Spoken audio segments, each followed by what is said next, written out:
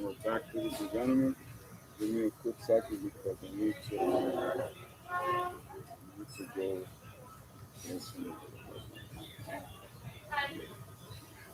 As you all know, official test starts on 2 minutes. 5 pages, 5 paragraphs each. I'm going to be off screen, but you guys will be able to hear me. Oh, yeah.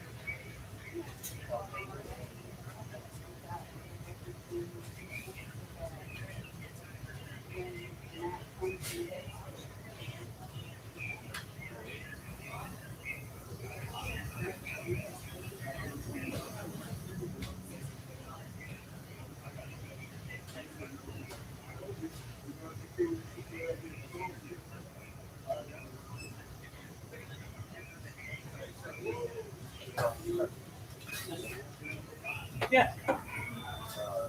Just a regular manager or hiring? Well, Harry, I've got Jason looking at the video. We have open interviews on Mondays from 1:30 to 4. Let me double check on that. We do open interviews. So we just have to show up to the open. Yeah, give me 1 second.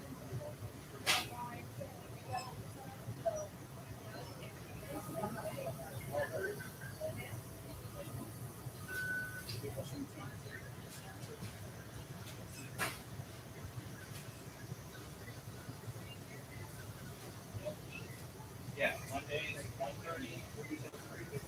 And ask for it. Yes, sir. Yes.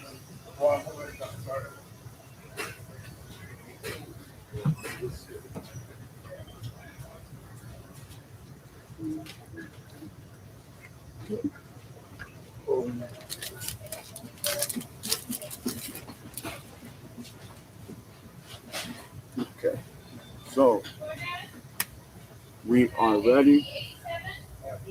We are live. Let's get this party started, baby. Let's go Bloomberg. Let's go channel. Let's go videos. And let's go to the Asia trade. I emphasize again, Hopefully it is my free wife to is join on. my community. The stocks I share are also free. The She's been techniques and doing strategies I teach. Bloomberg Technology Asia. Very proud of my wife.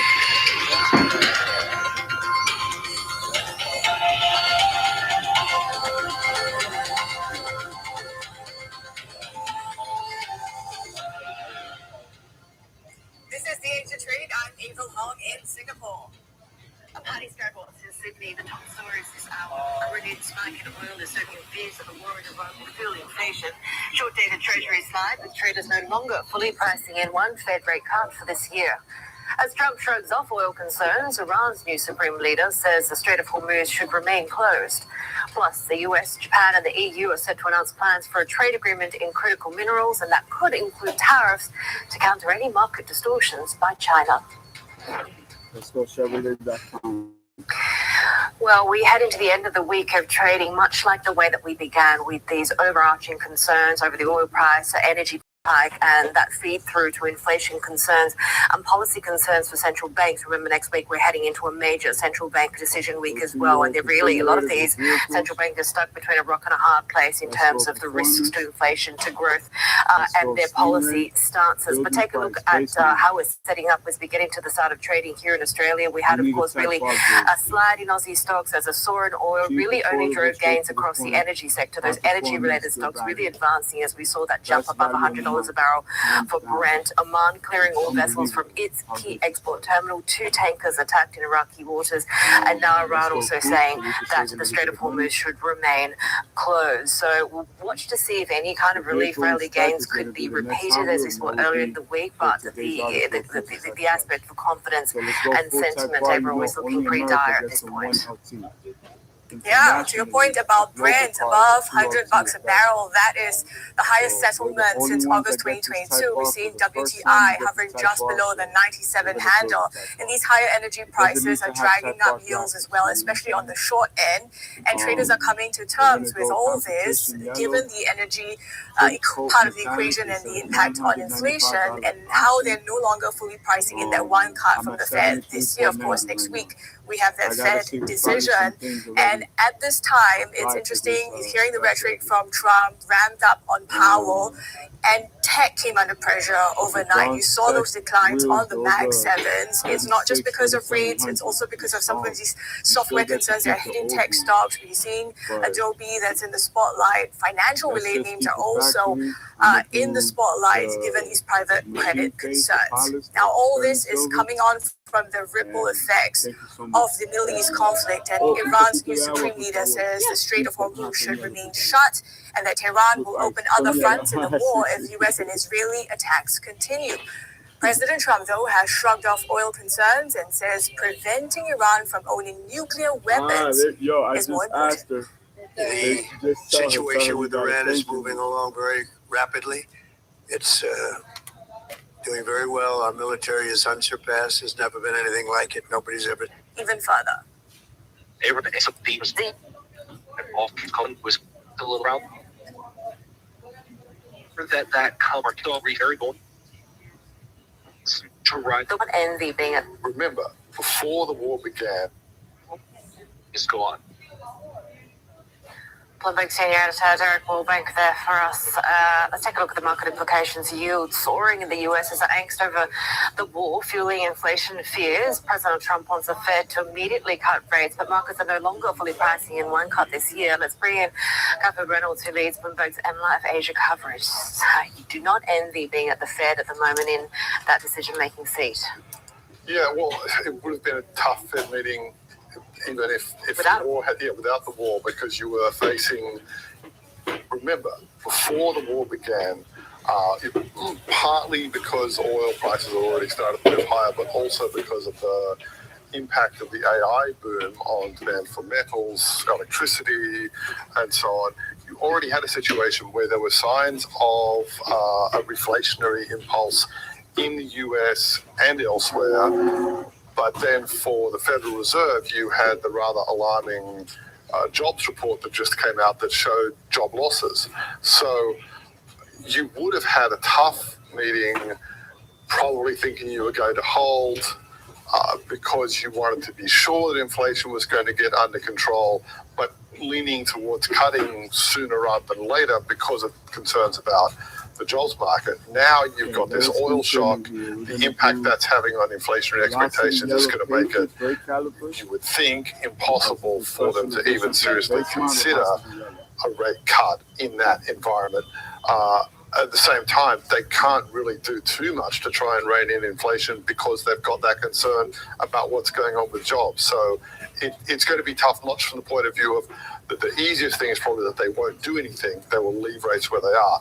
The real difficulty is how on earth you talk sensibly about what might happen in the future when the present is so extremely unclear. Where do you see the pain points in today's trading? I think equities are the pain points.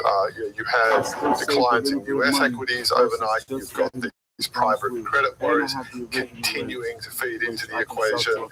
And who wants to go long equities into this weekend?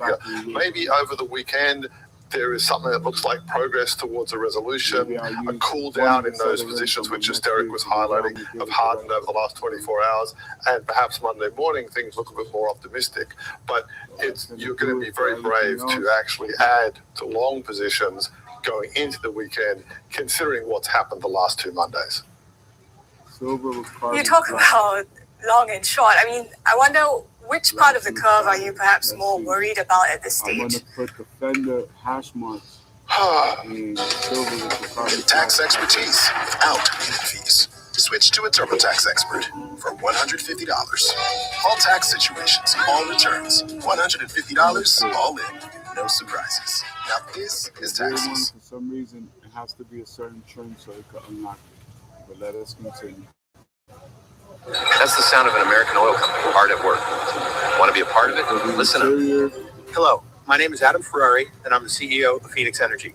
I look forward to you joining us at our next webinar where you can drill deeper into our bond offering. We currently offer 2 investment opportunities, a private placement bond offering for accredited investors with target annual interest rates between 9 and 13%. Also, we offer a registered bond offering open to both accredited and non-accredited investors with rates ranging from 9 to 12%. Our daily production rates have risen as high as 39,000 barrels of oil per day. We've sold more than 10 million barrels, and we're just getting started. Sign up for the webinar and start your journey with Phoenix Energy today.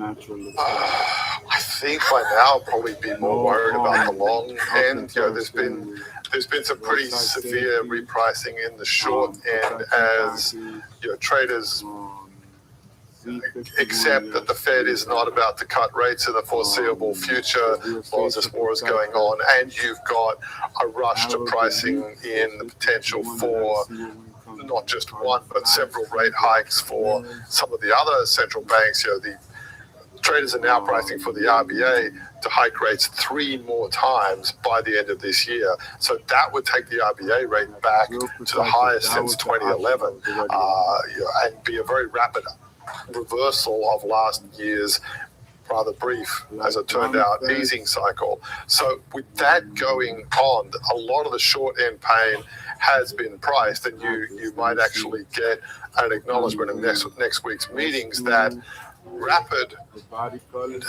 a rapid series of rate hikes would be very dangerous because economies are all facing the potential for demand destruction.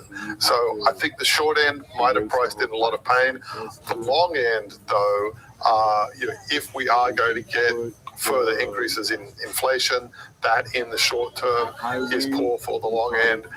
And then you have the potential for lots of volatility precisely because there's the demand destruction, there's the potential that economies break down. There's also what's been going on again with private credit. That's this cloud on the horizon that keeps on coming, keeps on sitting there. You're wondering when it's going to start raining. So you have a lot of potential for a lot more volatility at the long end, which also that is where you can get the biggest price moves. So I think I'm more worried about the long end, but basically be worried about bonds in general.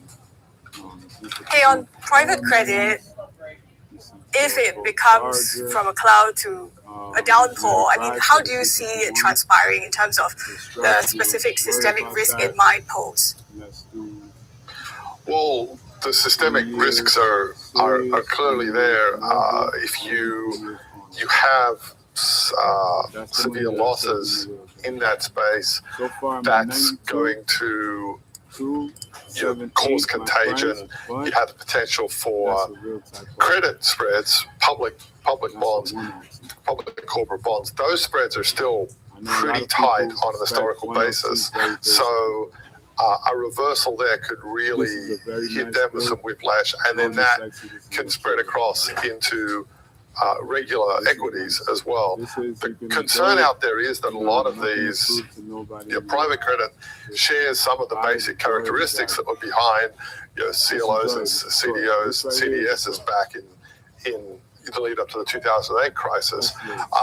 Not the specifics of how they're set up, but the basic idea that here is something that you can get higher yields on than you would get from regular publicly traded debt, but the risk is supposed to be at about the same sort of level. Well, there are a bunch of German investors in 2007 that learned just how dangerous it was to be investing in mezzanine CDOs that were sold as being as safe as AAA with higher yields, and they turned out to be nowhere near as safe as they as they might have thought. So you've got the potential for a repeat of that sort of damage. It's really interesting, VI research on helium when it comes to what we're watching in Korea in particular. But is this just an indication of, yes, it's energy markets, it's crude shipments, but there are a lot of flow-on effects to different industries and sectors that perhaps we haven't even started thinking about yet? Yeah, very much so. There's actually been other research pointing out that physically the crude oil market is in decent shape. Maybe not so much here as far as Asian suppliers, but globally. And I almost feel like what's going on with crude prices is partly an attempt to price in the full gamut of energy and energy. Yeah, because you don't have helium futures. You don't have futures on a whole range of products. And one of the things that the Gulf nations did over recent years or even decades was take some of the money from their crude sales and invest it in downstream, in producing other things, including helium, including fertilizers, oil products in general. So he's on the calendar. Trust Bloomberg to bring. You'll find them here at Parks Toyota of DeLand. New RAV4s, Camrys, Highland. Happy Friday. It's 9 a.m. in Shanghai, Shenzhen, and here in Hong Kong, you're watching The China Show. I'm Yvonne Mann with David and Glass. Good morning. We're counting down to the open of markets in Greater China. Let's get to your top stories today. Asian stocks and bonds are under pressure as this renewed spike in oil prices, stoking fears the war in Iran will further strain energy supplies and also fuel inflation. Iran's new supreme leader says the Strait of Hormuz will remain effectively shut as President Trump shrugs off rising crude prices. And we take a closer look at how Asian countries are dealing with this massive disruption in fuel supply. The Philippines Energy Secretary joins us exclusively this hour. Plus, how the Middle East conflict threatens the supply of helium needed for chip production, potentially deepening a crunch.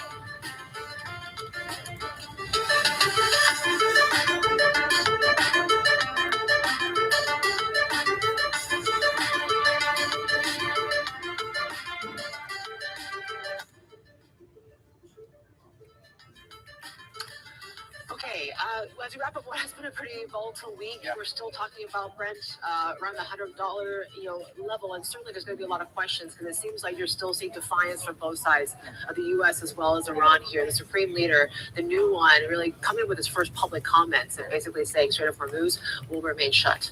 Yeah, and so they're digging in. Yes. There's no sign of an obvious or in public off ramp. And markets are reacting to that by, I think, when you had the close on Brent yesterday for the very first time since 2022, actually settled above $100. So we're looking at how that's trading, and of course that's really furthered inflation expectations, and it's erased basically all the gains we've seen in global equities and global bonds year to date. And now you're talking about even the possibility of Fed rate cuts.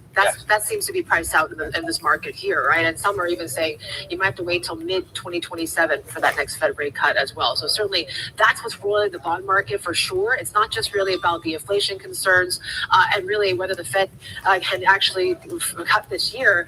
You also now start to have an element of how they're going to fund this war, right? We might need to see more issuance in the Treasury market for them to continue on this prolonged conflict. Yeah, and the 2-year yield where it is, and that spiked to about the highest in about 7 or 8 months, really is indicative of both supply constraints, supply issues, and also inflation expectations. Let's start things off here with where we are as far as Brent is concerned. West Texas, Shanghai oil, and gold, which, by the way, has, you've removed now the rate cut support coming through in gold prices, and effectively you're not getting this bid across the gold prices, which normally would be the case on times like this. Gold, Brent is still above $100. New York crude is at about 95, 96. Shanghai crude, of course, you add freight costs, and of course you do get to where you are in price there.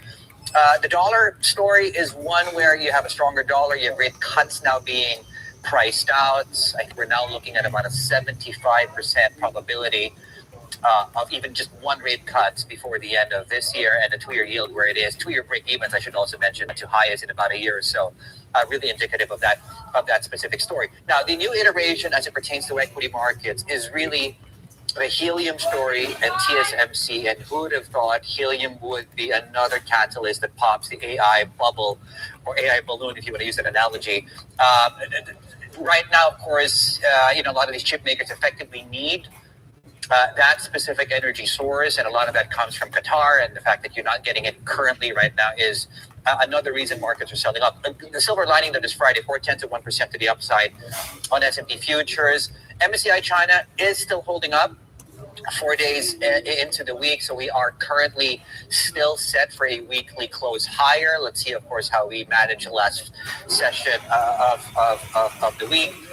Bond auctions, I need to tell you about 2 bond auctions specifically, total 330. I think it's 1 and also 2-year bond auctions in China this Friday. Yeah, you mentioned about helium, bromine. These are some of the names that we're learning here this morning about on this whole semiconductor supply chain. I think BI had a very good call about maybe, take a look at some of these North Asian economies. They probably only have a few months of supply, and helium is not something that can easily be replaced as well. So Qatar, now that has been effectively shut, that's really a massive hit, really, on what already has been a massive supply crunch. Yeah.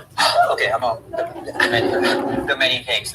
And we're 2 weeks into we're barely halfway into March, and the oil price 65% to the upside year to date really does this to you. Yeah. Okay, let's get into this and this digging their heels deeper into their respective camps here. Yeah, the Iran's new supreme leader says the Strait of Hormuz should remain shut, and that Tehran will open other fronts in the war if U.S. and Israeli attacks continue. President Trump, though, has shrugged off oil concerns and says preventing Iran from owning nuclear weapons is more important. The situation with Iran is moving along very rapidly. It's doing very well. Our military is unsurpassed. There's never been anything like it. Nobody's ever seen anything like it. They really are a nation of terror and hate, and they're paying a big price right now. No silver bullet, and I'm the great beneficiary of 40 years of scars and successes that I can go back on because there's not much I haven't seen in this business. Watch Hard Lessons, a new series from Morgan Stanley. In a world of seismic change, will your business shape the future or be shaped by it? How will we capture the imagination of tomorrow's consumers? Overcome operational constraints to focus on future growth and harness technology and AI to power entire industries. With EY Parthenon and EY's full spectrum of services, we're reimagining the enterprise to shape the future with confidence. Let's bring in Jill Desus, our managing editor. And it seems like both sides are not backing down as of yet. No, I mean, I think, Yvonne, you have to particularly look at some of these statements coming out of the new supreme leader in Iran. So remember, the son of the old leader, Ali Khamenei. I mean, he's already sort of perceived as more of a hardliner even than his father was.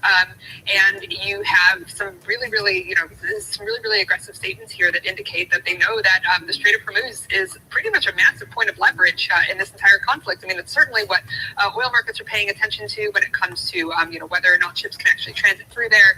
And so a lot of these comments about not backing down really, I think, kind of underscore the fact that this does seem to be something that could potentially turn into a prolonged campaign. Obviously, you've got Trump on the other side of this saying that he doesn't necessarily care about what he perceives as maybe a temporary a surge in the price of oil if it means sort of toppling this regime, preventing Iran from gaining nuclear weapons. But obviously, really, really difficult to see that right now, or at least to kind of understand where this uncertainty might end when you've got this kind of rhetoric coming out of both sides. Yeah, and speaking of both sides, and Israel, of course, is part of that the dynamic here. I think it was a week ago, we heard from the Iranians, and they apologized to their neighbors for some of the projectiles that were sent that way. They said, if anything comes from you, then we have to respond. What is the latest in as far as this sort of between Iran and its neighbors and the attacks we're seeing there? Because that goes into the sort of energy conversation. Yes, it definitely does, David. And I think, obviously you're kind of continuing to see some of these military strikes play out over the course of this week. But I do actually think one of the interesting things that came out of, at least the Israeli side of things is Netanyahu, is also pointing to the fact that it's really difficult to see any kind of, regime shift. That those are things that I think he said come from within. So you've got, that acknowledgement, at least coming from Netanyahu, that this is a really, really difficult situation to see any kind of sort of widespread regime change. And again, really just points to, where does this conflict end? Obviously with Trump, that's aggressive military action leading to something. But even Trump, over the last couple of weeks has said this could take, 4 to 5 to 6 weeks, but we're prepared to go longer. So, I mean, you've even got, despite some of this rhetoric coming out of Trump recently, that acknowledgement that, there's not a whole lot of clarity on when exactly this is going to end. And how. Right, and what they would consider, of course, closure, if we could even talk about that at this stage. Jill, thank you so much. Jill Desus, they're getting us up to speed. Our managing editor, as we talked about, the market iteration here is really, I think, the biggest development overnight was the market has now pushed back expectations for when the Fed would be able to cut interest rates. We have a rate decision, by the way, next week that is pertinent information at this point in time. On your screens is that repricing around, let's call it the December meeting. So we've gone from one full rate cut just yesterday to now about just an 80% probability of a full rate cut before the end of this year. And obviously that's hit bond markets quite badly. Joining us now is Tracy Chen to talk us through this, portfolio manager at Brandywine Global. Tracy, good morning from Hong Kong, and thank you for joining us again here. How have you guys managed your fixed income exposure recently? Good morning, David and Yvonne. So as a global bond manager, going into this year, we're really constructing on global growth, and we also think inflation is relatively under control. So we are big on international and also slightly underweight duration. But with this conflict going on, inflation is actually ramping up as a big risk, right? Stagflation becomes almost the consensus. I think it's really depending on how long this conflict will go. Duration of the conflict is a key. If it goes on like 1 or 2 weeks, I think it's just some risk premium is raised. But again, we can buy the dip, right? but so far we haven't seen panic setting yet. So I think the market is pretty much still relatively complacent. So we have been raising US dollar weighting a little bit just to increase our hedge. But at the same time, we see some idiosyncratic attractive opportunities coming up, like in particular selective EM currency and EM bond. And even if in the DM bond market, like Eurozone DM bond, their sell-off has been more significant in the US than the US Treasury. So we are looking at those opportunities and waiting for this for the development of this war to see whether we should dip our toes into those opportunities or we can just wait for now and keep monitoring the status. Yeah, the front end seems to be where you're seeing most of the volatility. Is that where you're likely to look into those dip buying opportunities? And what would be that trigger for you, Tracy? I think in the U.S. Treasury, we don't think it's the time yet. We think the curve will probably still bear flattening for the time being. But I think there are more opportunities in the EM space or in Eurozone space. And we still like asset with abundant liquidity and quality asset, and especially some asset that's more constructive on commodities, right? We know AI needs commodity, and we need to position our portfolio to be more constructive on commodity, especially LATAM bond market is fascinating to us. Looking for tax help? Now there are TurboTax experts right in your neighborhood.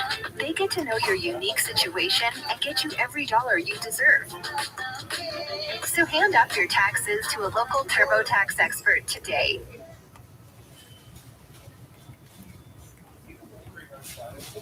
Trying to improve your credit scores can feel like a whole workout. Find ways to speed things up on Intuit Credit Karma.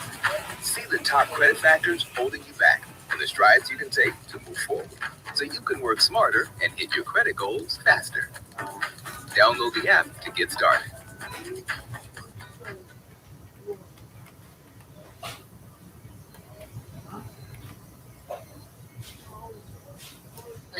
Tracy, when you talk about EM and say Europe that you just mentioned, are we talking hard currency? Are we talking just because of the dollar complexity recently? It's more local currency, like BTP, Italian peripheral bonds. They have been selling off quite a lot, so we are still analyzing and monitoring to see what would be the better entry point. How are you hedging now? I mean, what are the best strategies now, Tracy? For hedging, we have to compare the carry cost, right? Maybe it's not the best time. It's a good time to hedge because of the dollar strength. And if dollar keeps strengthening, I think those EM exposure will have more volatility, and also the Eurozone. Yeah. Tracy, the changing pricing and expectations around the Fed, you just probably heard us, we talked about how that's no longer the base case for a cut. There's a minority view out there that the Fed should cut and look through the supply side shock. What is your view? I don't think they should cut, actually. I think the inflation probably will be stickier going forward because it's not just oil. If you look at all the commodities that has been affected by the Strait of Hormuz, I think it's LNG and it's also some fertilizer. It's probably more broad-based than the market is thinking. So I think it will have some pass-through effect pretty soon. So I think it's the Fed should not just simply look beyond this. I think it will have some more repercussions in terms of the impact on inflation. So and also it's probably more stagflation. And right now we have three cross currents of risks. One is this oil risk. The other is the AI, right? The AI probably replacing some of the white collar jobs, and the third one is the private credit. That one we have been closely monitoring as well, and we recently see some mini bank runs of withdrawals from some private credit funds. So I think those three risks they actually interlink each other, and if the oil price keep going higher, some of the input cost to the AI investment will become higher as well. So maybe that can burst the AI. I don't want to call bubble, but it's definitely some euphoria in the AI development. And then the private equity, you have underwriting issue, and then you have some lack of transparency, to put it that way. So and the software issue. So they are all interlinked. It's really hard to see right now what will pan out. Yeah. Tracy, you laid it out. What's ahead of us very well. Tracy Chen there, portfolio manager at Brandywine Global, joining us out of Philly this evening. In particular, when it comes to as the war in Iran continues to drag and fuel inflation fears, we're speaking to the likes of the Philippine Energy Secretary. She joins us exclusively to assess the impact of the crisis on its economy. Sharon Gatti joining us there in a few moments. Yeah, ahead of that, Bill Capricorn, speaking of the earnings and fundamental story, riding the AI boom to report its first annual profit. Details of that just ahead. Also cutting down to the open markets. We're looking at chips. An update in case it appears TSMC 15 minutes in the cash market session down. Helium concerns there. We'll tell you what that means. Exactly. The opening bell, 14 minutes away, Shanghai, Shenzhen, and here in Hong Kong. This is the China Show. Good morning.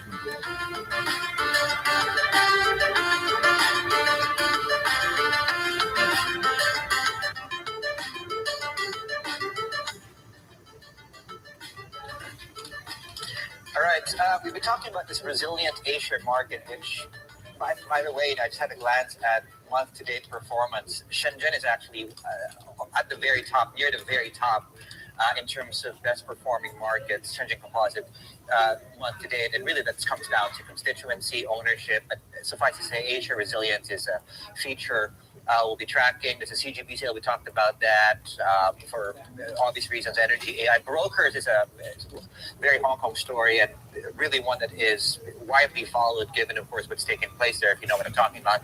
And yes, Capricorn, XPong, and Tencent Music, big move up in Tencent Music overnight. We'll get to the Capricorn in a moment, but we're circling back to this energy crunch we're seeing, and it's really coming up in different forms now. Yeah, you talk about the oil, you talk about when it comes to LNG, and you have to kind of look more at this AI supply chain to see what could be the next thing that gets hit. Yeah. And I think across that sort of LNG story is the helium story, right? And this might actually risk even a bigger chip crunch here, just given that you still need a lot of this sort of energy to really fund this sort of AI boom. And certainly when it comes to some of these chip makers, that is the latest focus here on, of course, that new supply crunch. And Bloomberg Intelligence says when it comes to some of these Asian chip makers, they have about 3 months until a deficit of this gas begins to bite. Let's get to our Asia tech correspondent, Annabelle Jeweler. She's with us here right now. First of all, just walk us through the whole process of helium and why we're talking about it now. Everyone's getting up to speed on what exactly helium is used for in the chip manufacturing process. So there are a lot of technical details to it, but I think what's important to emphasize is that helium has exceptional cooling capabilities. So it's not an ingredient of the silicon wafer itself.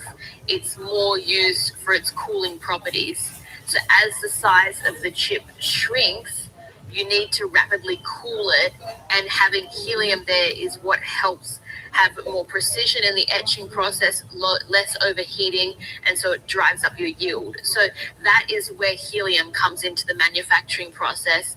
What you also need to know, and people need to understand, is that there's no substitute for this.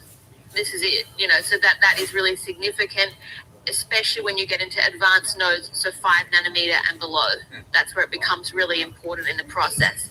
So that's sort of the helium component of the chip manufacturing process. But now the next stage is why are we seeing the output taken offline? Yeah. And this comes down to where helium is manufactured, or how we get helium, and that's a byproduct. It's refined out of LNG. And so this Qatari facility has come offline because there's been an Iranian strike. This is the Las Rafin facility. It's the world's largest LNG facility.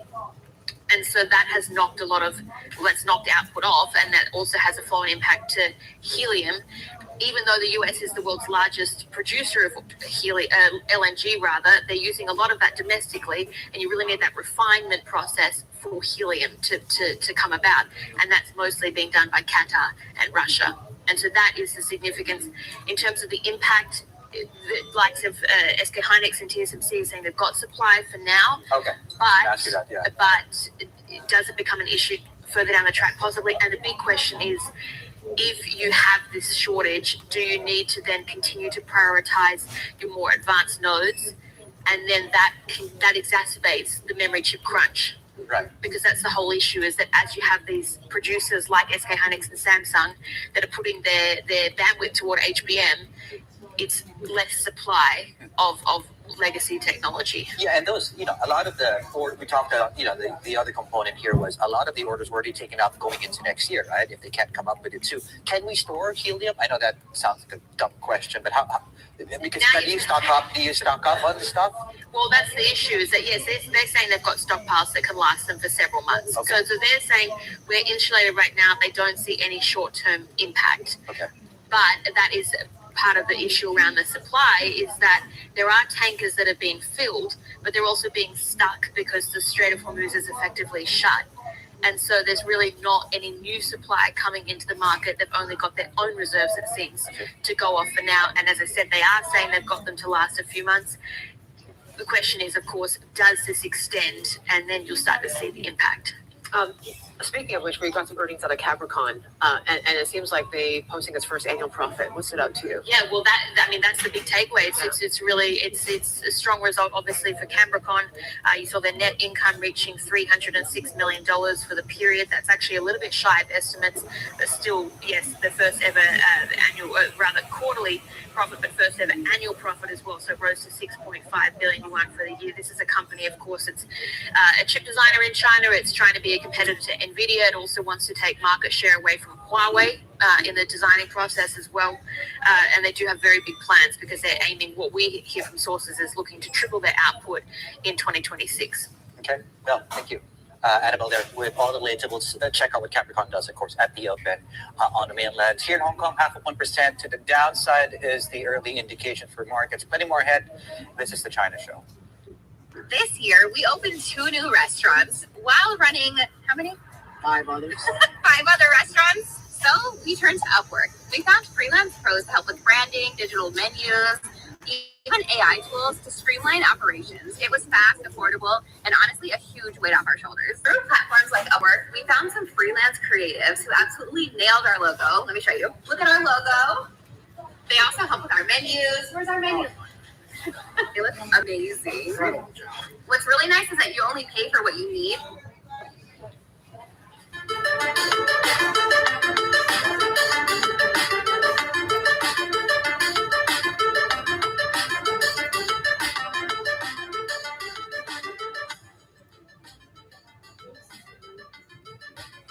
Right. The question I have is, will the Hang Seng Index close above or below the 200-day moving average, which, by the way, has held up decently? I wouldn't say solidly, because we've seen forays below it.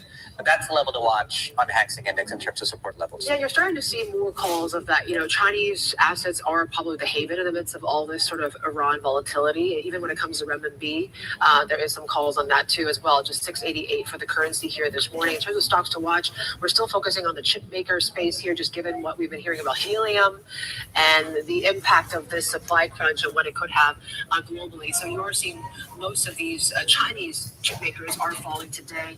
Hua Hong Semi, ASMPT are down about 1% as well. Alibaba, they're the latest to kind of announce this new OpenClaw mobile app, according to some of the app stores. And so joining likes of Baidu, that made their announcement this week as well. The stock not moving too much. And we are focusing on the auto sector here. So Li Auto came out with an earnings there. They're talking about delivery increase for the first quarter at 85,000 and 90,000. Xpeng and Xiaomi reportedly had this meeting with Stellantis here on I don't know how to partner a little bit more in Europe and the like. So certainly that's one thing to watch. Capricorn Tech, that's the one next to watch here on the back of their earnings. So surprise profit there. Stock is up some 1%. The open is next. This is Bloomberg. Okay, Future Touch Plus is published. I'm gonna shut down this spot real quick. Alright, let's go. Open up your Baja app. Open up your Hyper Scientific. Open up your portable simulator. Happy Friday morning from Asia Pacific. Open up your Learn Business Management. Open up your Dominican newspapers. We're going to take the test backwards. We're going to do the Spanish test first. Digging their heels Open up your Google News. And that's really sending risk Let's go technology. And we're going to go to the Fed has now been relegated to perhaps PCMag.com. Thank you for sponsoring today's Masterclass. Today's article is brought to us by Mr. James Peckham. They're going to do anything. I think Goldman Sachs was the latest just earlier in midweek. Reporter. I've been a journalist for over a decade. After getting my start in tech reporting back in 2013, I joined PC Mag in 2025, where I cover the latest developments across the tech sphere, writing about the gadgets and services we use every day. Be sure to send me any tips you think PC Mag would be interested in. Thank you, Mr. James, for writing today's article. Just given how this bond market rout globally has been quite pronounced and getting a bit deeper in some ways, given the concerns around open up inflation your shocks Play and Store. really, the Fed not able Type to really in cut the this search year. bar. Open up your marketplace. Type in Brian right Tracy. now, but watch Shanghai crude. We are up another 5% now for futures there when it comes to China. So certainly that's one thing to watch. Capricorn Open Tech, up your we're kind of the just kind of 21 flat right now on success the back of those secrets. earnings, but did post our first annual profit. We're slightly up here this morning. Let's take a look at the boards and see how Hong Kong Let's and see the rest which of one the tech space is doing. Obviously, that's been the key focus here this applies week. for And today. all this open claw frenzy, We're going to do right? So success Alibaba is the secret number latest 2. to launch this mobile app when it comes to OpenClaw. Give me We're one seeing the quick stock down second. I'm about going to open the village. 0.4% here. HS Tech is mostly dragging things lower. We're down about 0.7%. The Lamborghini Hang is Seng is in. just below that 25,600 level here. So marginal loss. I mean, Xiaomi is interesting. We're down 1.5%. There was this report, according to our sources, that Stellantis is meeting up with the likes of Xiaomi, with the likes of Xpeng, for some sort of deal maybe in Europe. But all maybe yellow cars they can find some way to collaborate and partner, given the fact that Chinese EV makers have really kind of made a dent in terms of these European car makers' market share and the like. So that's one of the big story to focus on here today. We did have earnings from MTR, which we need to look into as well. We'll have the CEO coming on later on in the show. Let's look at the chip makers. This is the big thing to watch really now. Just given we've already seen a bit of reaction when it comes to TSMC, when it comes to the SK Hynix and Samsungs of the world, and there you go. Now we have to talk about this helium crunch. We'll make progress that hits chips. I had to on dig even a the roughest research road. really how this all A fits person into the with whole no AI purpose supply chain. will make no Helium and progress bromide. But on yes, even the out of smoothest road. nowhere, this is maybe Quote the by next Mr. sort of Thomas supply crunch we need Carlyle. to deal with amidst this Develop a situation clear that sense of continues on for direction. another day. So as we wrap up the second week of this Take your conflict, today, dreams Hong out Kong of the is air down close and to 3%, crystallize mostly them lower on some of these into chip clear, names here specific, today. written China oil goals. stocks, given the fact Perhaps that the greatest we discovery closed above in 100 for human Brent for the history first time since 2022, is that is you a clear enough become signal that things are going to stay what you elevated. think Right? So about 5% most up of the for time. Shanghai crude, a mixed picture The two across these oil factors, names. You see more PetroChina than Hong Kong anything else, close to 3%. Yeah, okay, let's determine what happens to you in life are what you think about and how you think about it most of the time. Successful people think about their goals most of the time. As a result, they are continually moving towards their goals, and their goals are continually moving toward them. Whatever you think about most of the time grows and increases in your life. If you are thinking about, talking about, and visualizing your goals, you tend to accomplish far, far more than the average person. who is usually thinking and talking about his or her worries and problems most of the time. Here is a simple 7 step formula for setting and achieving goals that you can use to become a millionaire. First, decide exactly what you want in each area of your life, especially in your financial life. Most people never do this.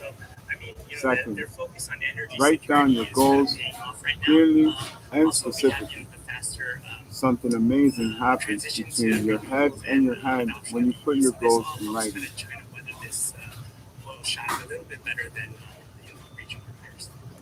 Third, set a deadline for each goal. Set sub deadlines.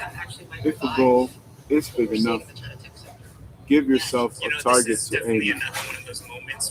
Fourth, make a list of everything you can think of that you will have to do to achieve each goal.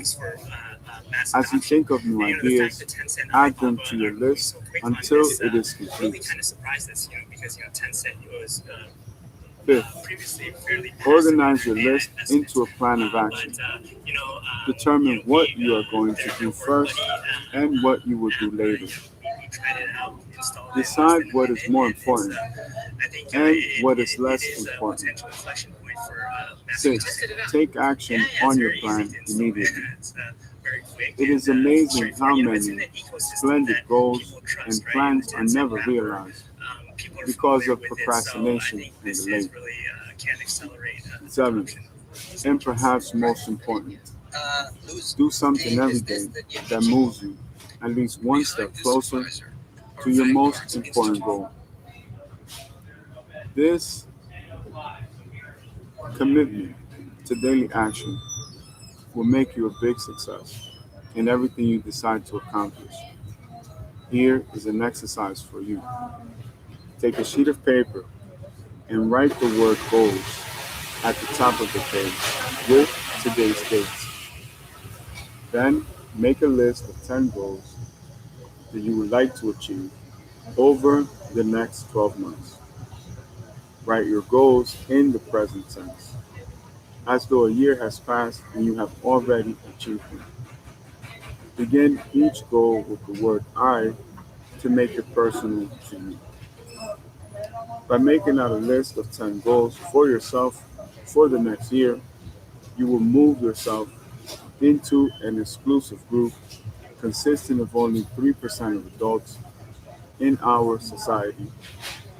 The sad fact is that 97% of adults have never made a list of goals in their entire lives. Once you have your list of 10 goals, go over the list and ask this key question: which one goal on this list, if I were to achieve it, would have the greatest positive impact on my life? Whatever your answer to that question, circle that goal and make that your number one most important goal for the future. Set a deadline to make a plan, take action on your plan, and do something every day that moves you toward that goal. From now on, think and talk about that goal all the time. Think and talk about how you can achieve that goal. Think and talk about all the different steps that you can take to make that goal a reality. This exercise will stimulate your creativity, increase your energy, and unlock more and more of your potential. Action exercise. Always think on paper. Sit down and begin writing out your goals and creating your plan to achieve them. This exercise alone can make you a self-made deca trillionaire. Excellent way to start the day. Give me one quick second. All right, coming up, we're still talking about Iran and oil, Now, and we're going to speak exclusively with the let's go Philippines Energy Secretary as we assess how Asian economies have been impacted by the Iran situation. That's Let's next. go check the markets real quick. What do you guys think? Let's go with the market overview first. Let's see what we got right here.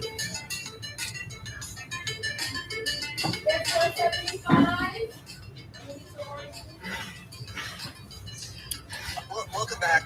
Just to bring to your attention, again, there's not a lot of detail we know just yet about this, but the Afghan government has now said that Pakistan is striking Kabul and other provinces. That's all we know out of AFP. We will bring you more updated details once we have more information about this. What seems to be an escalation in that specific part. Yeah, so obviously there's still a lot of things to track here when it comes to this conflict and others. It's not just what we're seeing when it comes to oil prices, obviously, but we talked about helium here this morning. You talk about the Strait of Hormuz and what this new supreme leader of Iran has mentioned that basically is a hardliner here when it comes to this waterway is going to remain shut.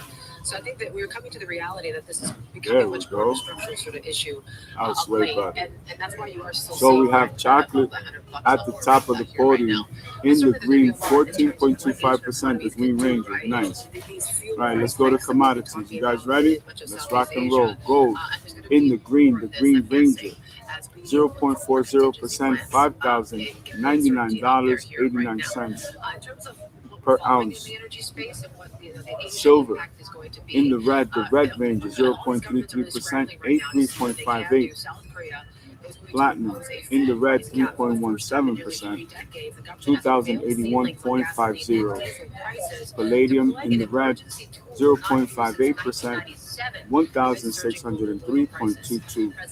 Copper 3M in the red, 0.33%, $12,999.50, holding steady. Chocolate in the Green Ranger, 14.25%, $3,390 a pallet. Coffee, also in the green, 0.60%, $300.90 a pallet. Orange juice in the red, good for us, 0.08%, the Red Ranger, $198.30 a pallet. That's what's up. Orange juice finally coming back down. Very good. Shanghai Composite Index in the red, 0.81%, 4,095.45. DAX in the green, 0.73%, 23,760.21 at time of recording. Baja Germany 40 in the green, 0.98%, 23,679.16. Baja UK 100 in the green, 0.50%, 10,329.82.94, 0.82, 0.20, 0.60, 0.72, 0.50, 0.33, 0.15, 0.33. That's it. 10,331. Going once, going twice, 0.88. Going once, going twice, 0.19, 0.48, 0.36, 0.93. It's fighting right now. 0.81. It's gonna keep going. 0.65, 0.53, 0.59, 0.18, 0.79, 0.73. That's it. All right, cash me out. Let's go. Currencies, top 20 coins. You guys ready? Athena, USDE, Hyperliquid, Chainlink, Stellar Lumens, Cardano, Binance Coin, Avalanche Coin, USD Coin, Unis, SED, LEO, Ditecoin, Solana, XRP, Ripple, Never, Tether, Tron, Litecoin, Dogecoin, Bitcoin Cash, Monero, my Spanish people, Ethereum, Bitcoin. Bitcoin stands in the Green Ranger, 4.21%, 73,492.578 of a penny. Ethereum in the green, 5.54%, 2,188, 8,911 of a penny. Let's divide that by gold. Come on, open up your hyper scientific. What's the ounce of gold right now? It was 5,000 something. Give me some accurate numbers. Let's go. What's the price of gold right now? Let's see who's paying attention in class. 5,100.61. 0.61. 5,000. 5,000. 100. Okay, let's talk about Southeast Asia. 0.61 divided by, what's the price of Ethereum right now? What's the price of Ethereum? When things really kicked off, was a market that really Hold underperformed on. massively in a currency that spiked. Ethereum is 2,187, 79.27. Exposure of the economy to 2187. prices. Let's talk us through what's next and what's happening on the ground. Joining us exclusively from Manila is the energy secretary. My bad. Go back. To talk us through what the government is doing with its 2187. My mandates bad. and within its framework, of course, to deal with the problem issue. Madam Secretary, 7490. thank you for joining the program. 7490. Can I just ask you a direct question? So that's 2.331. So 1 ounce of gold is 2.331 Ethereum. Let's divide it by silver. 2,188. 188 points. 79. 7490. 7490.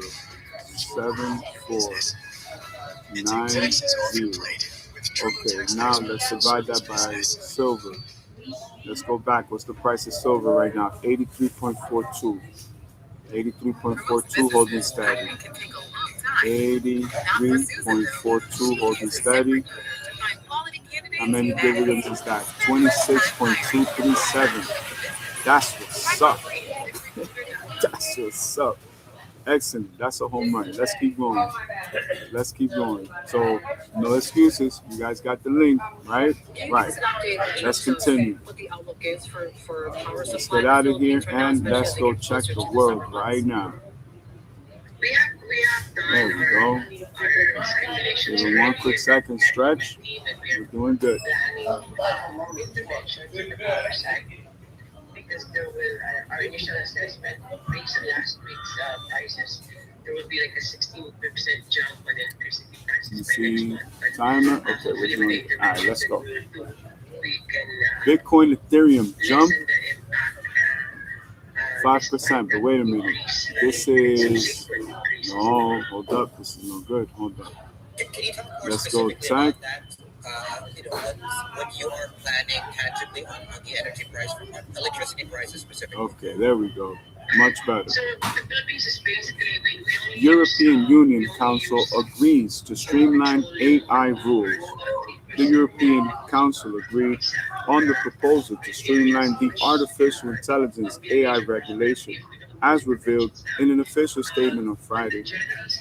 The proposal is a part of the Omnibus V11 legislative package within the EU's simplification agenda. The package includes proposals for 2 regulations aiming to simplify the EU's digital legislative framework and the implementation of harmonized rules on AI. The statement reads: Deputy Minister for European Affairs of the Republic of Cyprus, Marilena Rouna, affirmed that streamlining is essential for ensuring the EU's digital sovereignty, and that the proposal will bring greater legal certainty and make the rules more proportionate. Adobe stock dips 7% after CEO steps down. Adobe Incorporated stocks tumbled 7% on Friday, following the news that its chief executive officer, Shantanu Narayan, decided to depart from the company after serving the post for 18 years.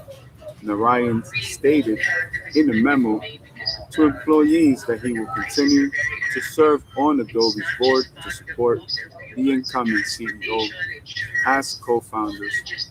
John Warnock and Charles Getsky did when he took over. Shares of the design software firm's stock plunged 7.92% to sell at 248.40 at 7:31 a.m. Eastern Time. Adobe Incorporated stands in the red Ranger 5.27%, 255.55. AT&T launches new wireless plans for 2026. AT&T introduced on Friday an enhanced lineup of unlimited wireless plans under its Unlimited Your Way brand, with three new plans designed to fit every budget. These plans allow consumers to choose multiple options for each line in the family or group accounts, avoiding the need to lock multiple users into the same tier and potentially saving money by avoiding payment for unused benefits. The updated services expand on AT&T's current network advantages, which include unlimited call, text, and data coverage throughout the United States, Canada, and Mexico. In some off-network situations, speeds may drop to 2G. All plans provide 5G access for compatible devices. AT&T Incorporated stands in the green 1.10%, the green range of 7.69. Meta set to push back AI model rollout. Meta Platforms Incorporated has postponed the release of a new artificial intelligence model after internal testing raised concerns about its performance against rival systems, the New York Times reported, citing people with knowledge on the matter. The AI model named Avocado showed improvements over the company's earlier version, but failed to match the latest offerings from competitors such as Google, OpenAI, and Anthropic in reasoning, coding, and writing, the newspaper said. The delay moves the launch to at least May rather than March, according to the report. Meta Platform stands in the red Ranger, 2.04%, 625.15. ByteDance said to plan using NVIDIA's AI hardware. As of the 12th, TikTok's parent ByteDance Limited is planning to start using NVIDIA Corporation's chips to strengthen its computing capacity in artificial intelligence, AI research and development, R&D outside China, the Wall Street Journal reported. According to people familiar with the matter, ByteDance is seeking to secure access to those semiconductors by reaching an agreement with Aolani Cloud, a graphics processing unit GPU cloud service provider headquartered in Singapore and NVIDIA's partner. Through Aolani, ByteDance will acquire about 500 NVIDIA Blackwell computing systems in Malaysia, resulting in a total of approximately 36,000 B200 chips. If ByteDance and Aolani reach a deal, the hardware in question could cost more than 2.5 billion, the sources said. NVIDIA Corporation stands in the green 0.93%, 184.84. Adobe CEO Narayanan to step down. Adobe announced on Thursday that its CEO Shantanu Narayan Patriot plans to step down after 18 years of the helm of the company.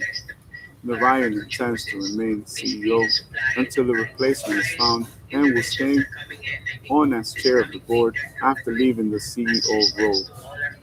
The company appointed its lead independent director, Frank Calderoni, as the chair of a special committee that will be in charge of finding a new CEO, with Adobe stressing that both internal and external candidates will be considered. This is not a goodbye by any means, but a time for reflection.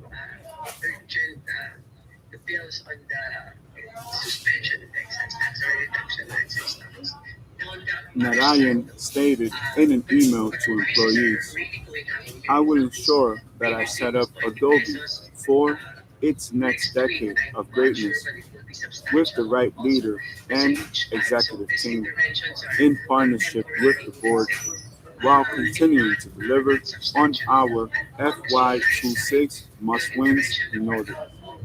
Adobe Incorporated stands in the red 5.13% to 55.95. Yesterday, we've been meeting with our companies, making sure they do their orders already. And Adobe's Q1 revenue up 12% to 6.40 billion. Adobe Incorporated reported on Thursday that its revenue in the first quarter of its fiscal 2026 was 6.40 billion, growing 12% compared to the same period a year earlier and surpassing analyst expectations. Subscription revenue was up 13% to 6.17 billion, while product revenue and services and other revenue fell 5% and 19% respectively. Net income rose 4.3% to 1.8 billion, while diluted per share climbed 11% to 4.60. Operating income landed at 2.4 billion. Adobe delivered 13% subscription revenue growth and record Q1 cash flow of 2.96 billion as we accelerate AI-powered capabilities across creativity, productivity, and customer experience orchestration. Adobe is well positioned for continued profitable growth. CFO Dan Dern said. Adobe stock dropped 6.02% in after-hours trading following the release of the results to 253.6 apiece. Adobe Incorporated stands in the red 5.13%. Microsoft executive retires following 35-year career. Microsoft is preparing for a significant leadership shift following the retirement of its executive vice president of experiences devices, Rajesh Jha. After a 35-year tenure, Jha will transition from his role on July 1st before moving into an advisory position.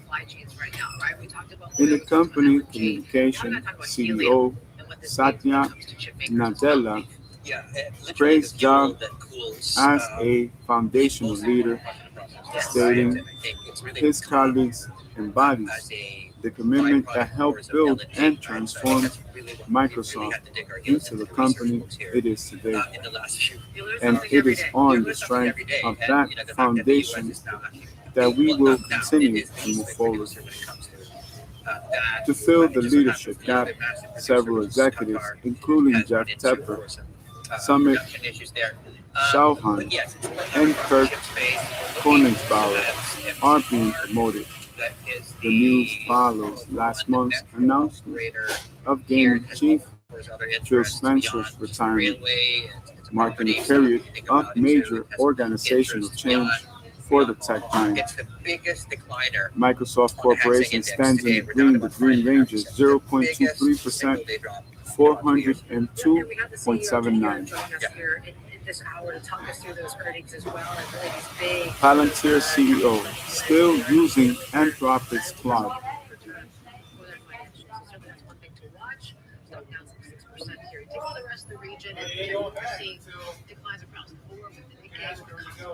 Palantir Technologies Incorporated Chief Executive Officer CEO Alex Karp confirmed on Thursday that the company continues to use Anthropic's Claude despite the United States Department of Defense (DoD) designating the developer a supply chain risk.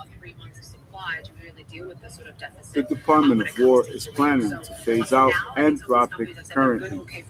It's not phased out, Karp told CNBC, adding that Palantir's products remain integrated with Anthropic, and in the future it will probably be integrated with other large language models.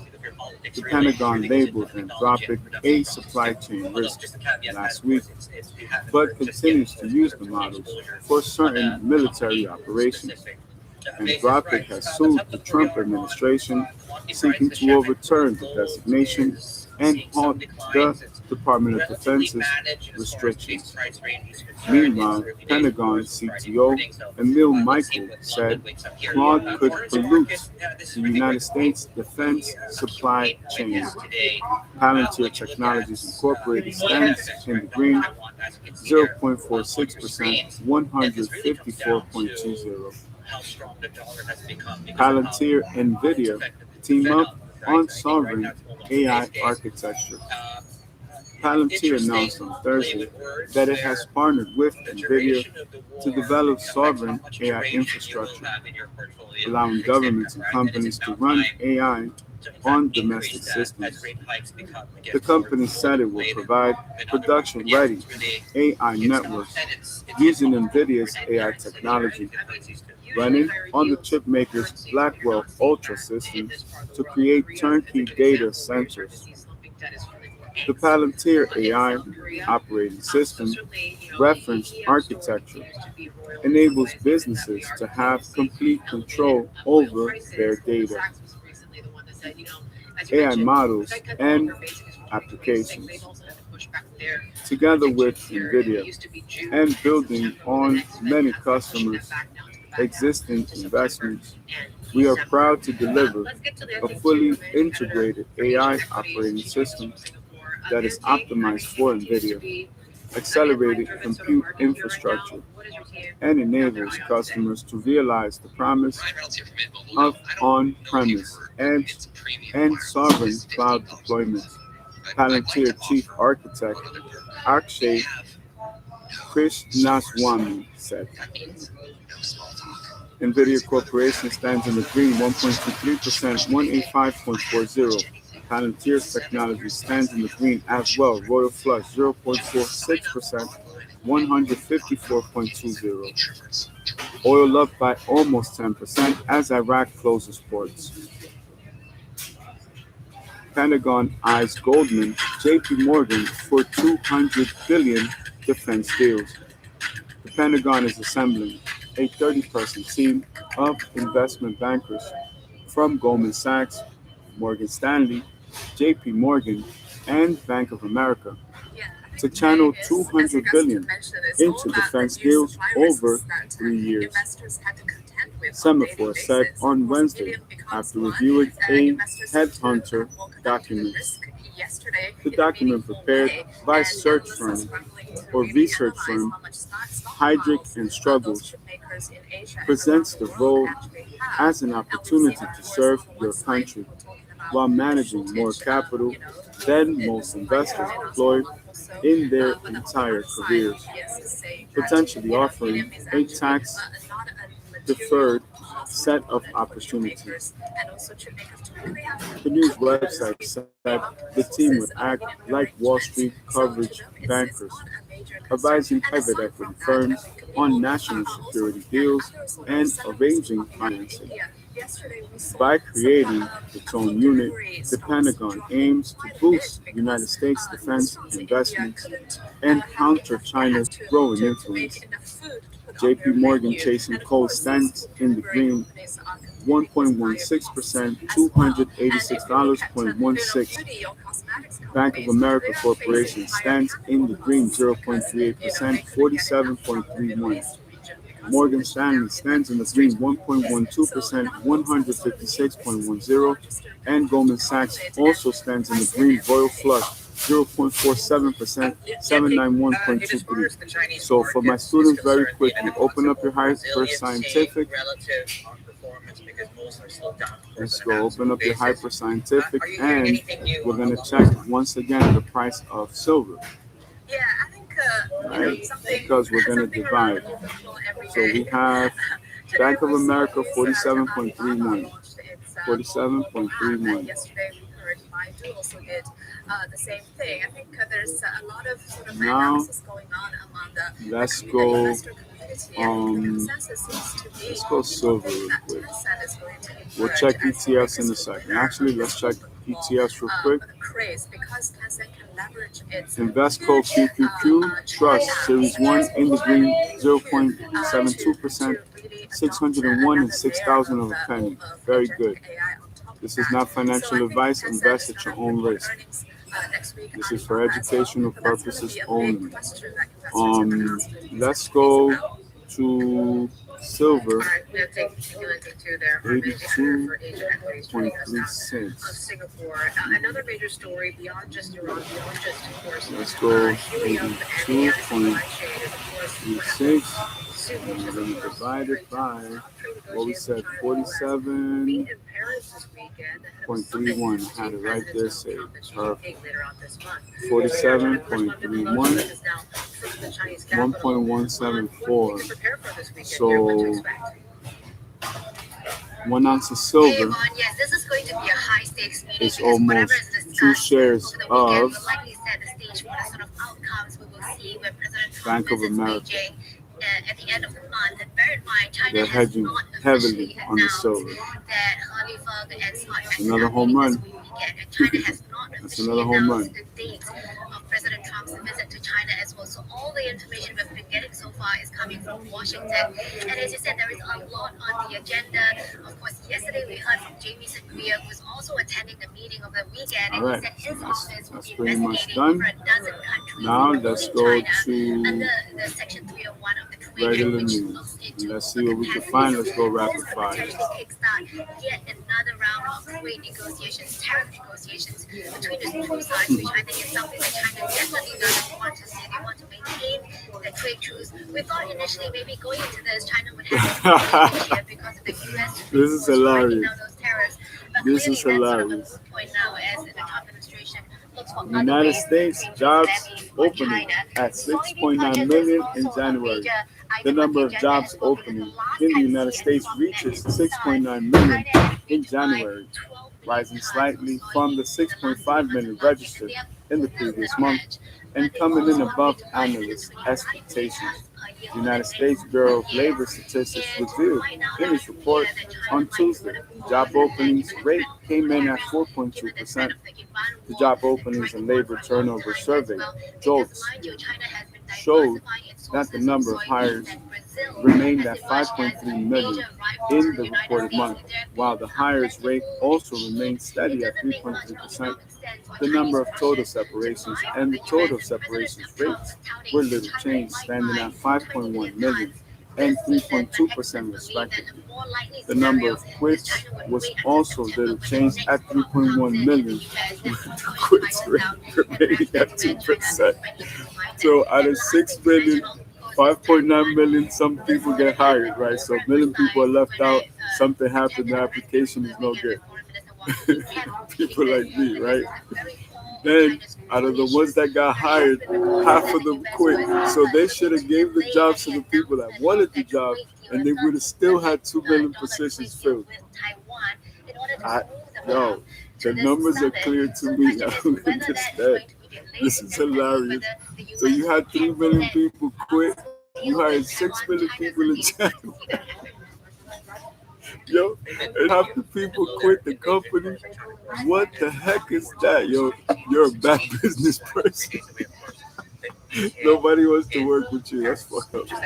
All right, let's go, ladies and gentlemen. Damn, that's bad. Yo, that's a bad reputation, especially when you build in a franchise. That's common sense. Nobody wants to work with you. Yo, you hire 100 people, 50 people quit. 2 weeks. Unbelievable. All right, let's keep going.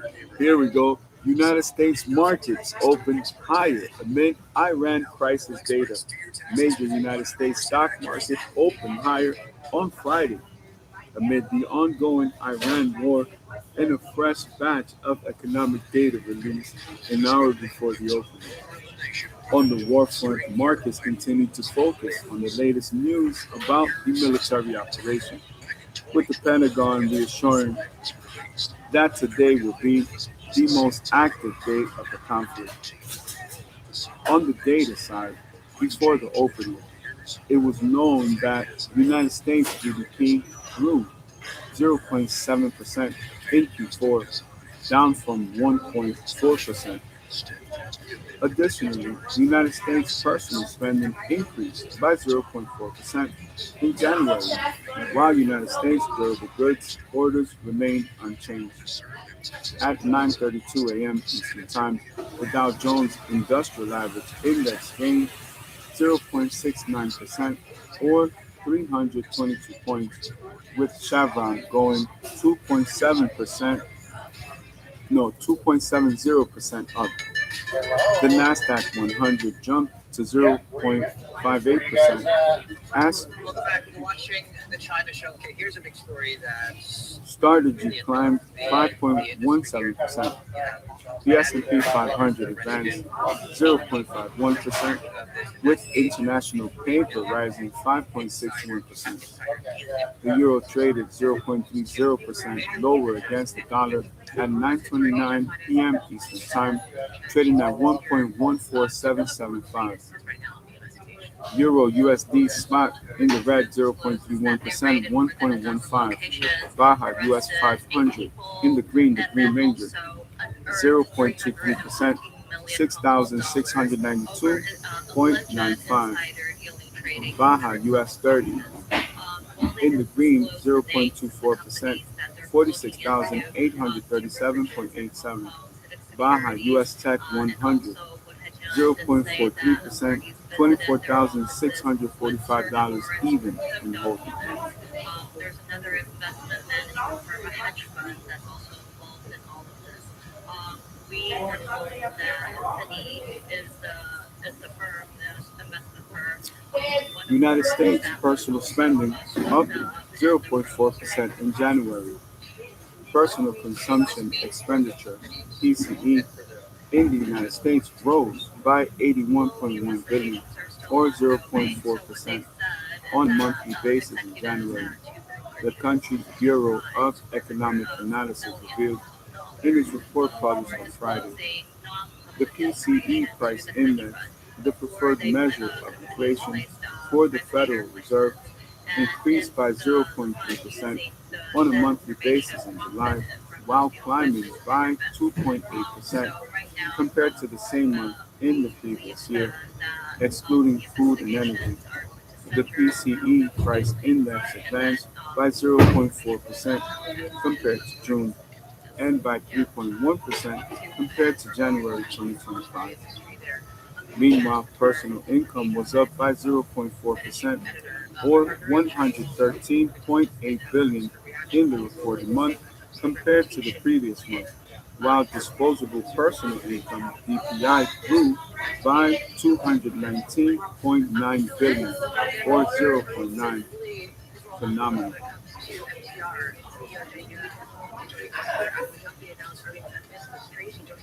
United States GDP growth at 0.7% in Q4, down from 1.4%.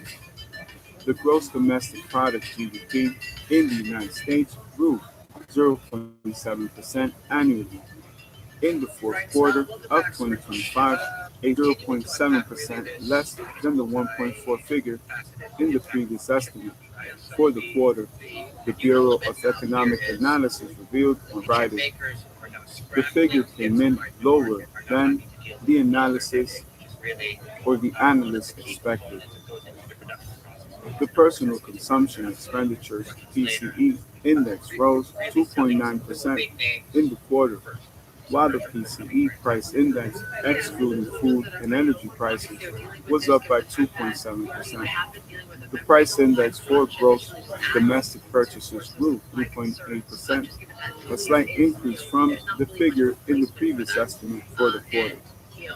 On an annual level, the United States economy grew 2.1% in 2025 compared to the 2.2% figure in the previous report.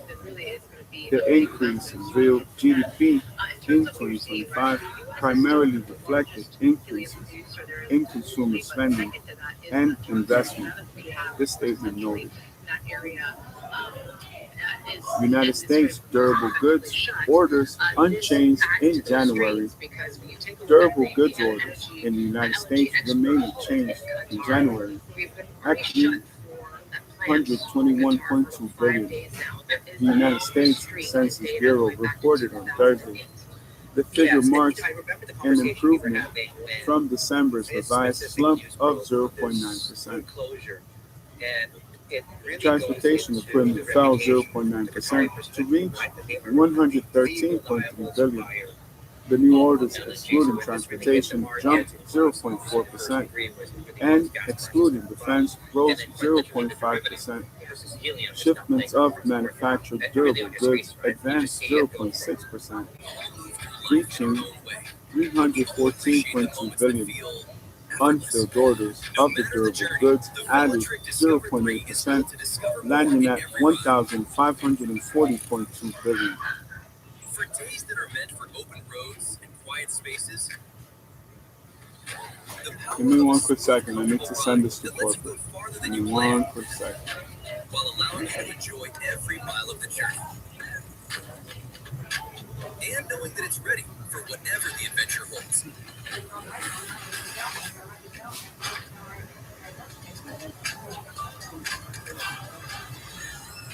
For some, it's the freedom to wander without a worry.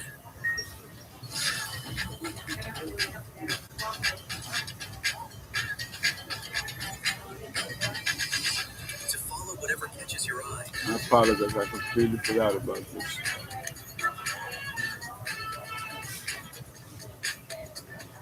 Knowing the ride will keep up with every turn, stop, and stroke of inspiration. And sometimes for making it to places that once felt out of reach. And getting there is shaped by the way you ride.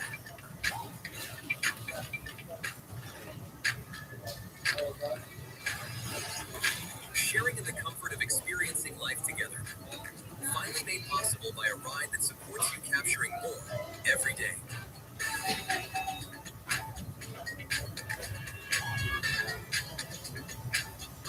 Whatever your path looks like, your ride should move with you. Comfort you feel, power you trust. The Velotric Discover 3. Effortless ride, elevated power. 100 plus cryptos, countless stocks and ETFs, and options. eToro has it all. eToro empowers you to mix up your portfolio like never before. All in one intuitive platform. Join also Asset Revolution. Dive into investing with eToro, a NASDAQ listing company. Start today.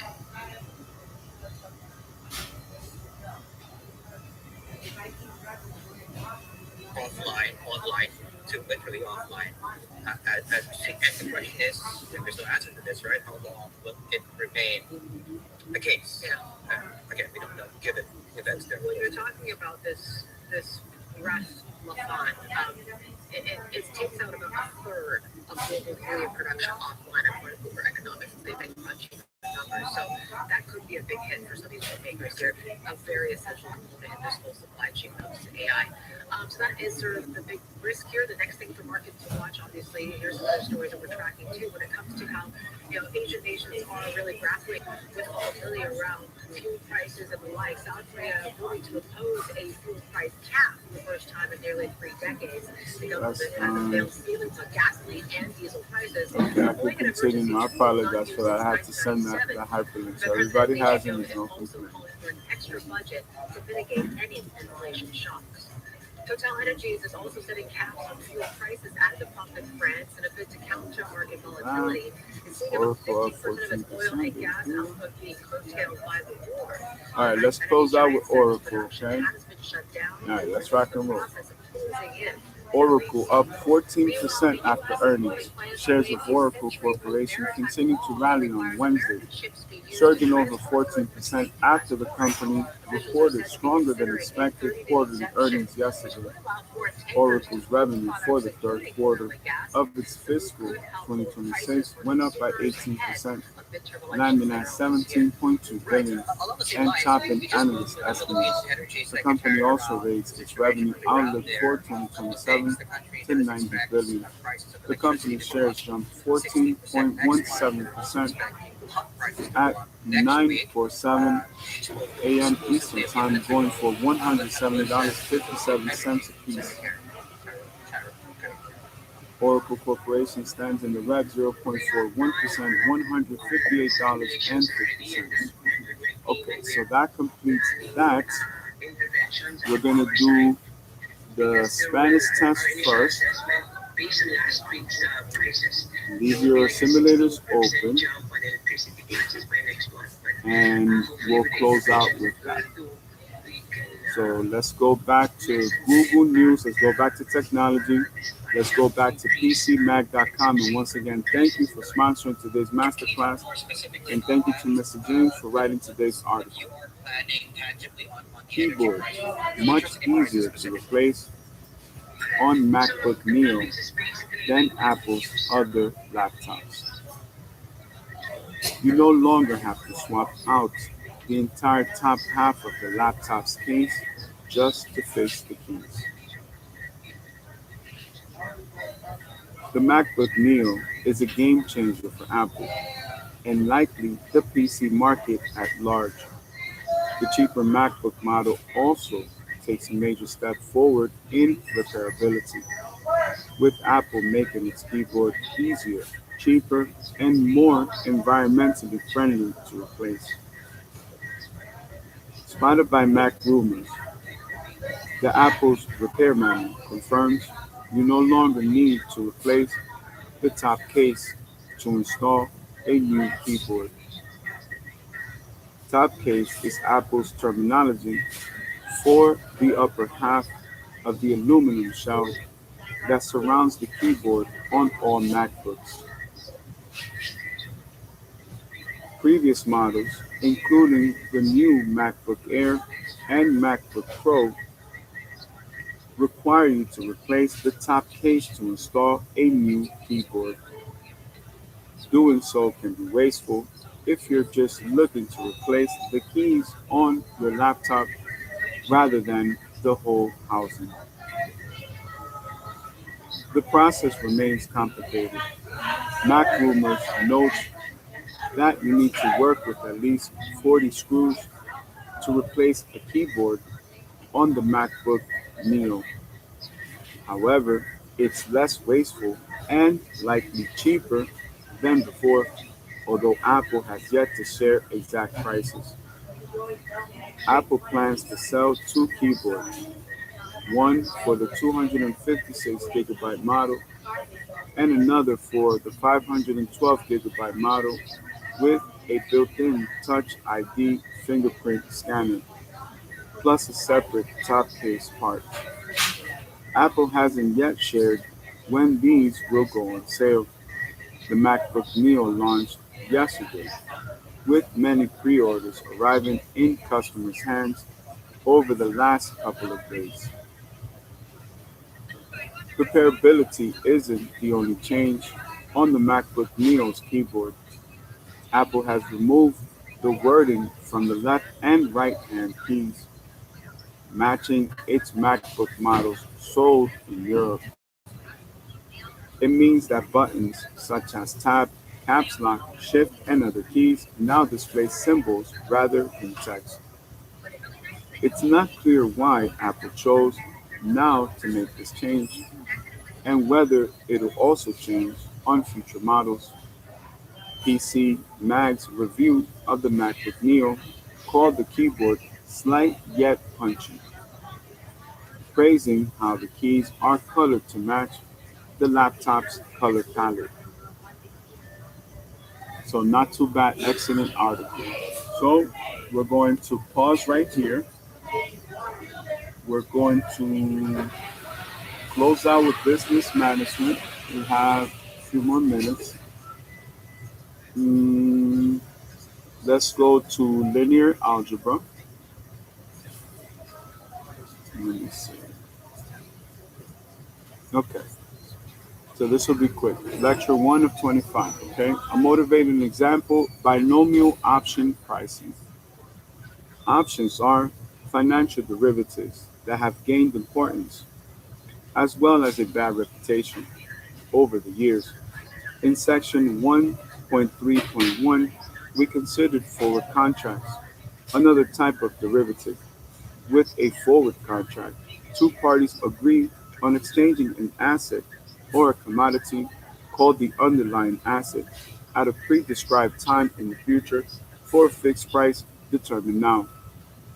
In a call option, one party, the option holder, an example, the party buying the option, has the right but not the obligation to buy the asset from the owner party or the other party, the option writer, an example, the party selling the option, at a price established now. This is called the strike price, which we denote by K. Let us denote the current price of the underlying asset by uppercase S, lowercase 0, known when the option is written, and the future price at a time lowercase t equals uppercase T by uppercase S, lowercase capital T. Note that capital S, capital T, low circumstance as seen at time equals lowercase t equals 0 is a random variable. The time lowercase t equals uppercase T corresponds to the option maturity, which is when the option can be exercised to the second power. Clearly, the option will be exercised only if capital S and lowercase capital T are greater than K or capital K, since there will be no point in using the option to buy at a price that is larger than the prevailing market price at time capital T, when the payoff of the option for the holder is payoff of a call option. To interpret this, consider the possibility of exercising the option to buy capital K, an asset that can be immediately sold at uppercase S, uppercase T. Market structure is not really that simple, but some options are settled in cash, so the payoff really has a monetary nature. This occurs for options written on a non-traded market index or on interest rates. This payoff is piecewise linear function and is illustrated in figure 3.1. So we'll end it right there. Everybody stretch. You guys are excellent. You have the best teacher in the world. We'll be right back. From here, we're going to go back to the office, check with the family, go check on our churches and charities, and continue. We're going to do the Spanish test first, so we'll take the test backwards, and then we'll continue engineering and figuring out what we're going to do with the market. And this way, we can get all the marketing campaigns together and launch everything out by creating content. So, let's start the day with a prayer. You guys ready? Thank you, Heavenly Father, for all the blessings in our lives. We thank you, Heavenly Father, for all the blessings in our lives. We worry not about what we don't have because we're in the process of getting it. And in that journey, everything we do is in the name. Amen. Amen. May you have an amazing day today. May you conquer everything in your path.